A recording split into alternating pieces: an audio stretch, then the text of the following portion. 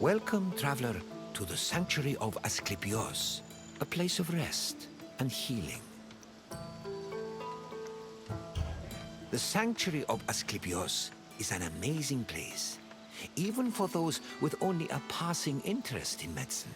It was a fascinating location, combining the mystical, religious, and scientific. And if someone happened to pass out, they'd luckily be surrounded by skilled physicians.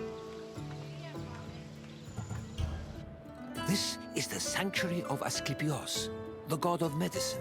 It was here that the sick and weary came, seeking cures for their ailments. Sometimes the medical practitioners provided the cures, and sometimes the healing came from the gods themselves. This tour will help explain the inner workings of the sanctuary, as well as the unique way the Greeks approached medicine. I hope you enjoy yourself. I'll be waiting for you at the end of your visit.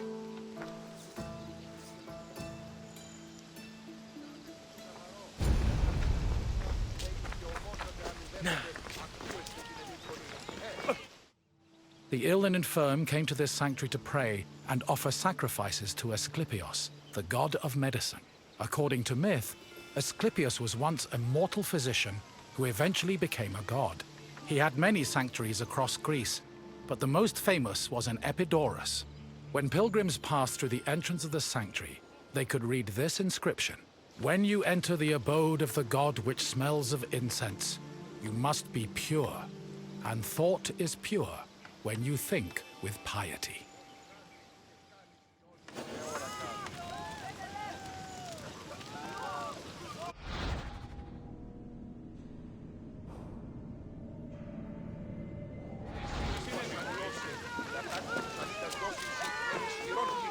Τιμωρήσω άπαντας, ουδεμίαν απίθεια, ουδεμίαν!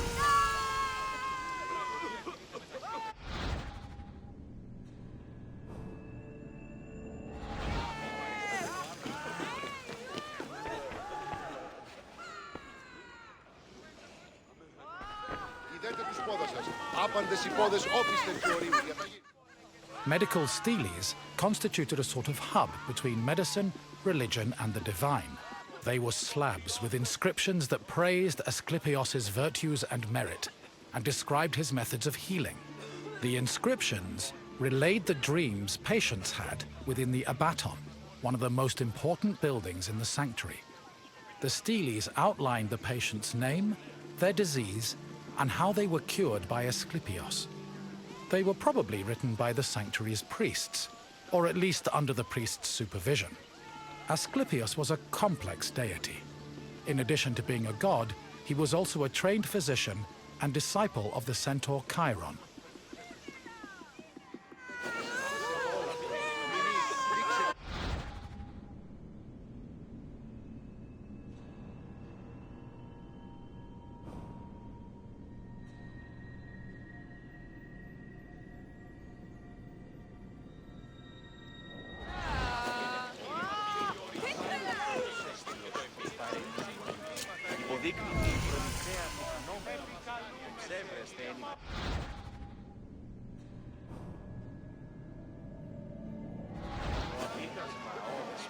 Το αγείο του αιμού εγκεφάλου, πόθο ειδή και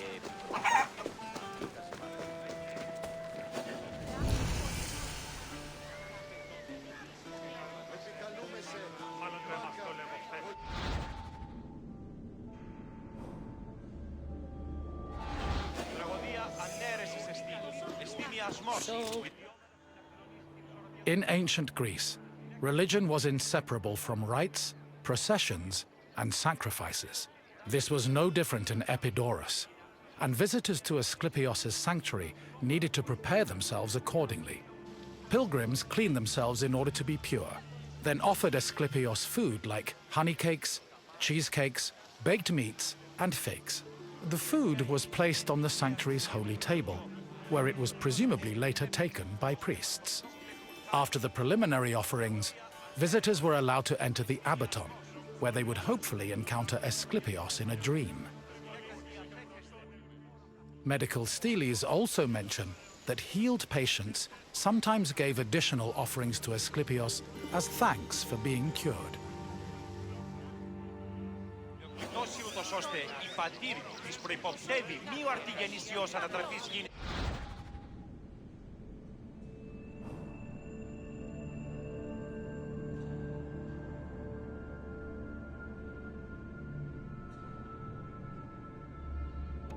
Οι χαρακτήρες αυτές της τραγωδίας προαιρούνται του ύψους της διανοίας Σένεκεν.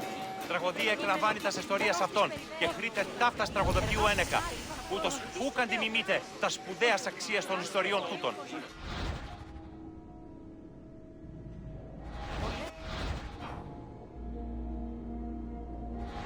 Η τραγωδία διευθύνει τους νέους. Τραγωδία ανέρεσης εστί.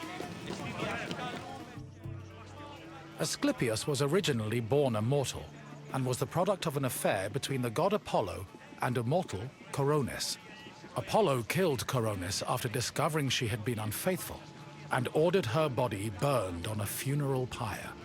However, he rescued his unborn child from Coronis's womb before the fire consumed her body. Apollo gave the baby to the centaur Chiron, who raised Asklepios and taught him to practice medicine. Over time, Asklepios became so skilled in the art of healing, he could even raise the dead. This angered Zeus, who sent Asklepios to Hades with a thunderbolt. Apollo retaliated by killing the Cyclopes, responsible for making Zeus's thunderbolts. Then, Zeus revived Asklepios, making him immortal and deifying him in the process. In sculptures, pottery, mosaics, and coins, Asklepios was portrayed holding a staff intertwined with a sacred snake. The staff is a symbol of medicine that still endures to this day.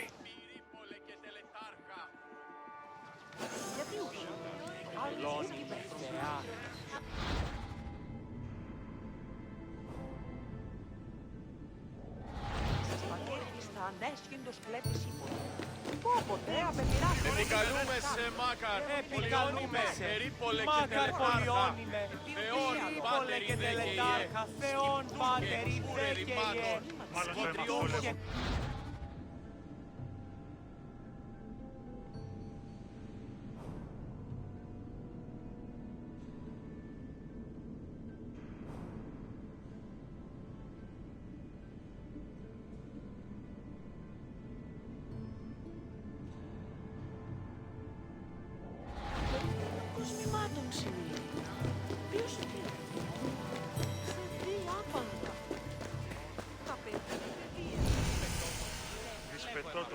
χαρακτήρες...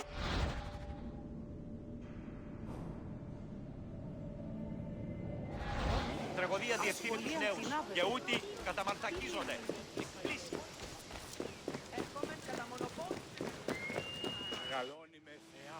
The Epidauros was the priest's residence. As the link between patients and the gods, priests were essential to the operation of the sanctuary. They were often elected into the priesthood for one-year periods, but could also buy themselves a position if they were wealthy enough. In addition to interpreting patients' dreams in the abaton, priests both supervised and performed sacrifices and rituals. During these functions, they were usually clad in white.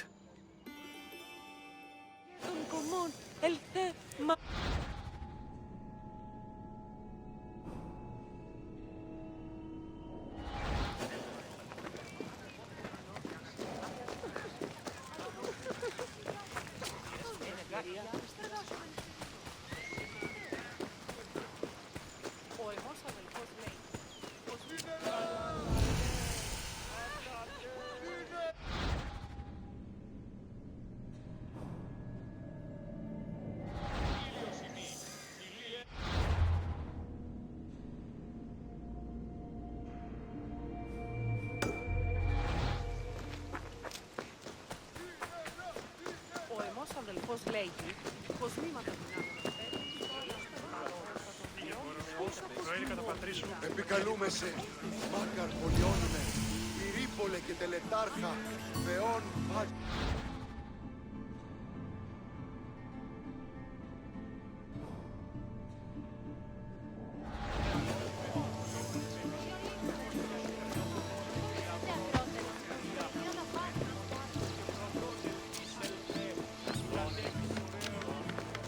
Μάλλον το αίμα αυτό λέγω. The abaton was built in the northern boundary of the sanctuary, where it surrounded a sacred well whose water was believed to have therapeutic properties. The abaton was where pilgrims went for incubation, or dream rituals. Details of the incubation ritual have been described in unearthed medical steles. They were also noted in Aristophanes' play Plutos, which featured a more comedic view of the process.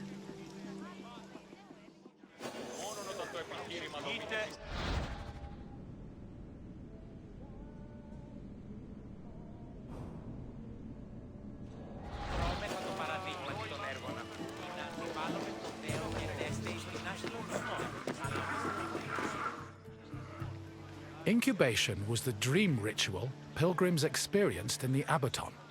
After completing the necessary preliminary rituals, pilgrims were allowed to enter the sacred building, where they lay prone.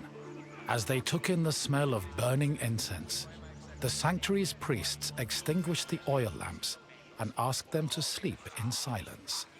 Once they were asleep, Asklepios would appear in their dreams and give his medical advice. The advice included diet and treatment recommendations, as well as requests for specific offerings or religious rituals. Upon waking up, priests interpreted the patient's dreams, unless a patient had been miraculously healed in their sleep. However, if a patient was completely beyond help, they were removed from the abaton. This was to adhere to a ritual law that stated that no one could die or be born within the building.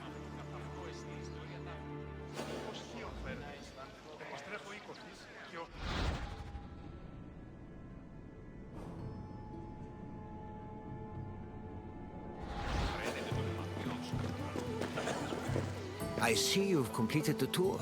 I hope you enjoyed your time in the sanctuary. As you can see, gods and miracles were just as important to the healing process as medicine was. Now, what else would you like to do? Excellent. Here is your first question. Which mythical creatures made Zeus's thunderbolts?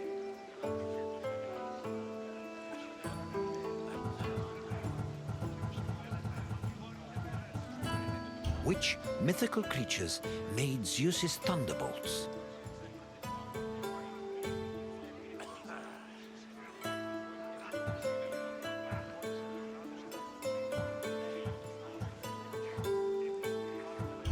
Gorgons were monsters who petrified men.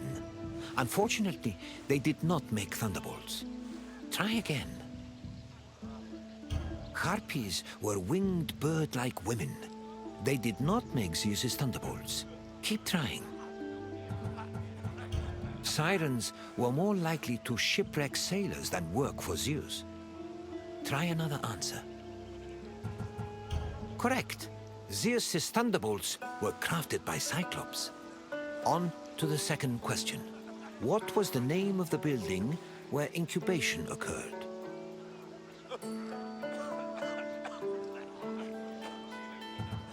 An acropolis was a citadel built on elevated ground. Try another answer.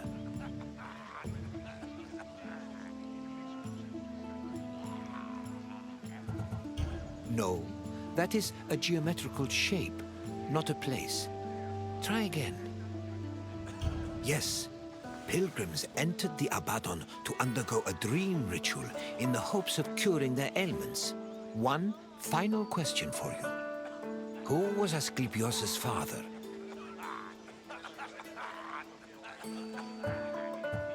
Yes, Apollo was Asklepios' father, and his mother was a mortal named Coronis. You've proven you know the sanctuary inside and out. Well done. Very well.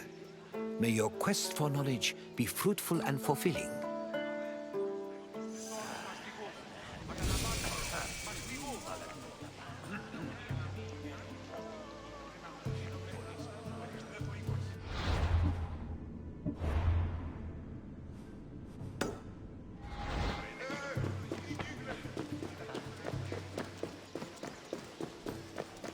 Καλώς και μην ακούω την καρδιά σου.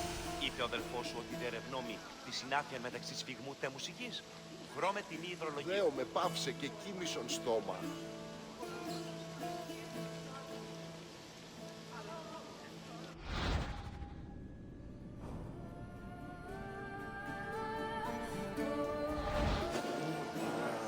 Αρχιδιοτομήσω.